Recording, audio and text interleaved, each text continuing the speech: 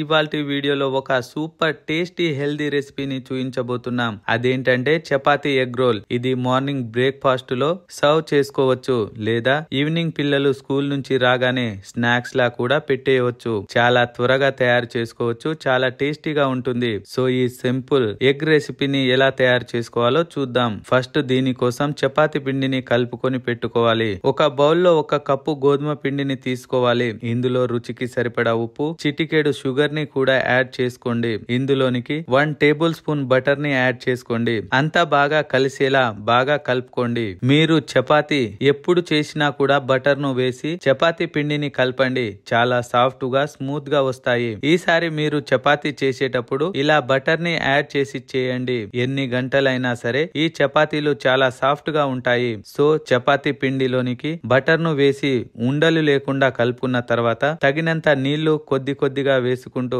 Soft chapati పిండిని కలుపుకొని పెట్టుకోవాలి. ఇలా సాఫ్ట్ గా కలుపుకున్న తర్వాత మూత పెట్టి కనీసం 15 నుండి 20 నిమిషాల పాటు అలా నాననివ్వండి. పిండి నానేలోపు స్టఫింగ్ ప్రిపేర్ చేసుకుందాం. స్టవ్ మీద ఒక ప్యాన్ పెట్టుకోండి. అందులో 1 టీ స్పూన్ దాకా ఆయిల్ వేసుకోండి. ఆయిల్ కొంచెం హీట్ అయ్యాక సన్నగా స్లైసెస్ గా కట్ చేసుకున్న 1 ఉల్లిపాయని యాడ్ చేసుకోండి. అలాగే అరకప్పు సన్నగా ముక్కలుగా కట్ చేసుకున్న క్యాప్సికం, 1 ఫుల్ కప్పు సన్నగా తరిగి పెట్టుకున్న క్యాబేజీ కూడా వేసి కొంచెం ఉప్పుని స్ప్రింకిల్ చేయండి. ఆ తర్వాత మంటను హై ఫ్లేమ్ లో పెట్టి 2 లేదా 3 నిమిషాల పాటు ఫ్రై చేసుకోండి. ఈ వెజిటేబుల్స్ అనేవి ఓవర్ కుక్ అవ్వకూడదండి. కొద్దిగా కుక్ అయిన తర్వాత ఇందులోనికి సన్నగా కట్ చేసి పెట్టుకున్న పచ్చిమిర్చిని పెట్టుకోండి. ఆ తర్వాత 1/2 టీ స్పూన్ మిరియాల పొడి, 1/2 టీ స్పూన్ చిల్లీ ఫ్లేక్స్ ని యాడ్ చేసుకోండి. ఇవన్నీ వేసిన తర్వాత మీడియం ఫ్లేమ్ లో అంతా బాగా టాస్ చేసుకోండి. ఇలా టాస్ చేసుకున్న తర్వాత వీటన్నిటిని ఒక బౌల్లో ట్రాన్స్ఫర్ చేసుకుని పెట్టుకోండి. సో మనకి స్టఫింగ్ రెడీ అయిపోయింది కదా.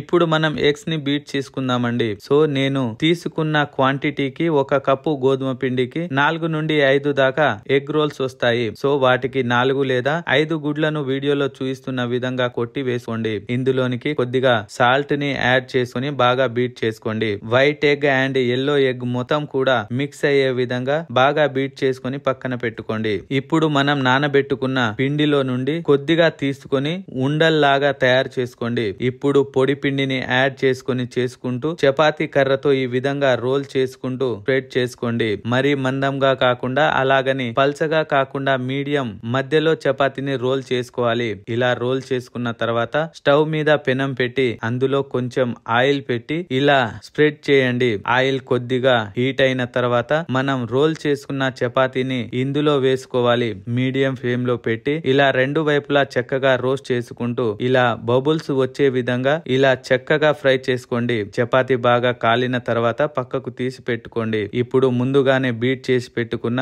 ఎగ్ ని కొద్దిగా పోసి వీడియోలో చూపిస్తున్న విధంగా స్ప్రెడ్ చేసుకోండి. ఇప్పుడు దీనిపై మనం రోస్ట్ చేసుకున్న చపాతీని ఆమ్లెట్ పైన పెట్టి మంటను మీడియం ఫ్లేమ్ లో టర్న్ చేసుకుని అటు ఇటు తిప్పుకుంటూ ఎగ్ బాగా ఫ్రై అయ్యేంత వరకు ఫ్రై చేసుకోవాలి. ఇలా చక్కగా రోస్ట్ అయిన తర్వాత ప్లేట్ లోనికి ట్రాన్స్ఫర్ చేసుకోవాలి. ఇలాగే మిగిలిన చపాతీలన్నిటిని కూడా ఆమ్లెట్ వేసి ఇలా రోస్ట్ చేసుకోండి. అన్నిటినీ ఒక ప్లేట్ లోనికి పెట్టుకోండి. ఒక చపాతీ ఆమ్లెట్ ని తరువాత దీనిలోనికి మనం తయారు చేసి పెట్టుకున్న స్టఫింగ్ ని మధ్యలో ఈ విధంగా వీడియోలో చూపిస్తున్న విధంగా పెట్టుకొని రోల్ చేసుకోండి. ఇలాగే కాకుండా మైనస్ వేసుకొని కూడా సర్వ్ చేసుకోవచ్చు. మైనస్ వేసిన తర్వాత మధ్యలో కొద్దిగా స్టఫింగ్ ని వేసుకొని రోల్ చేసుకోండి. ఈ రోల్ ని పిల్లల లంచ్ బాక్స్ లో కైనా మార్నింగ్ బ్రేక్ఫాస్ట్ లో కైనా తీసుకోవచ్చు. మైనస్ కాకుండా టమాటో కెచప్ ని కూడా తీసుకోవచ్చు. కెచప్ తో తీసుకుంటే చాలా బాగుంటుంది. మీ ఇంట్లో ట్రై చేశాక ఎలా కుదిరిందో కామెంట్ రూపంలో తెలియజేయండి.